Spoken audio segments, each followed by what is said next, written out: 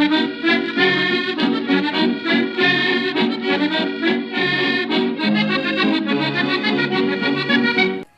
guys, it's Jessie from Strawberry Moth.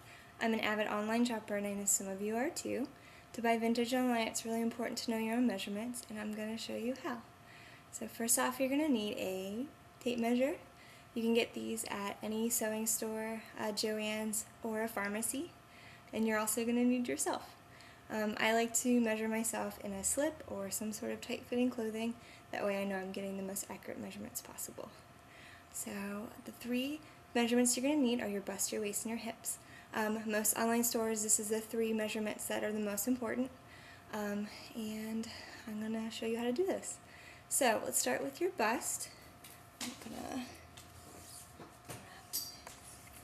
Okay, so you're going to start at your 1. I like to reach around my back. It's always the easiest way. And pull this in front. You're going to be measuring at your fullest part of your bust. Don't exaggerate. I don't. Okay, so just make sure that your tape measure is flat across your back. And don't pull too tightly. You're going to want it to be comfortable. Okay. And there's my first measurement. I like to write these down in a little notebook, that way I don't have to keep doing this again. And then that way I can kind of reference it when I'm shopping. Okay, the next measurement is your hip, or your waist, natural waist. Most people think your natural waist is where your jeans sit. It's actually not true.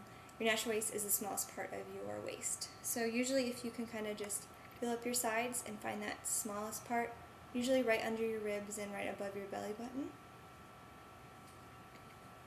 Okay, so again, going across the back. That way it's just easiest when you're doing it yourself. And mine's about 2 inches above my belly button. I'm long-waisted, so it's a little different. Okay, and again, not too tight. And I have my next one. And I'm going to go write that down. So I have it for later. And I'm going to do my hips. So you're going to be measuring at the fullest part of your hips. Most people think it's where your hip bone is, but it's actually not. It's at your widest part. Make sure it's flat across your bum. And again, not too tight. And there's my third one. So now that I have my 3 measurements, I can go online. A lot of vintage online sites will have both a vintage size and measurement listed. I always go off the measurements. With vintage sizes, they are a little bit different. So go off your measurements first, and usually most sellers are happy to answer any questions you have.